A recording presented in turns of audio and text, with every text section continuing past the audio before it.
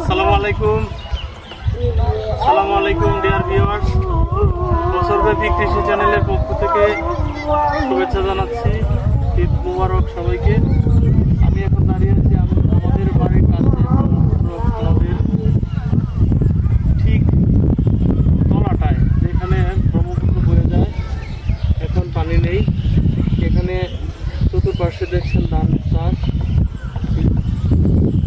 উর্বরা এই জমিগুলি, এবং চাষ করতে হয় না, শুধুমাত্র পানি নেমে গেলে ধান রোপণ করলেই হয়। এবং এগুলি এত উর্বরা যে চরের কিংবা টানের জমিতে ডিপ টিউবওয়েল দিয়ে পানি দিয়ে যে ধান করা হয়, সেই ধানের চাইতে অনেক বেশি ফসল এখানে ফলে। কারণ এটা অরিজিনাল ব্রহ্মপুত্রের তলা। এখানে যে পানিটা, এটা পুরোটাই নদীর অরিজিনাল পানি। এখানে কোনো পানি সেচ লাগে না, যার জন্য এত ফসল হয়। শুধু আগাছা পরিষ্কার করলেই হয়, কিন্তু কোনো চাষবাসের প্রয়োজন নেই।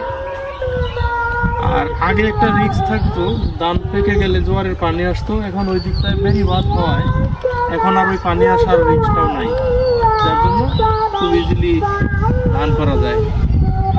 এবং এই সারিতে প্রায় 1.5 কিলোমিটার আমাদের বাড়ি নদীর পাড়ে, আর আমাদের গ্রামটি প্রায় 3 কিলোমিটার লম্বা। ওই 3 কিলোমিটারের পশ্চিমের 1.5 কিলোমিটারে আমরা নদীর পাড়ে আছি, যার জন্য ছবির মতো দাঁড়িয়ে আছে আমাদের গ্রাম এই ব্রহ্মপুত্রের পাড়ে,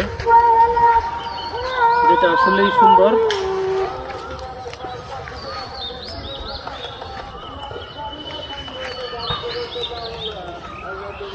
তো আপনাদেরকে আমি আমাদের এলাকাটাও দেখালাম।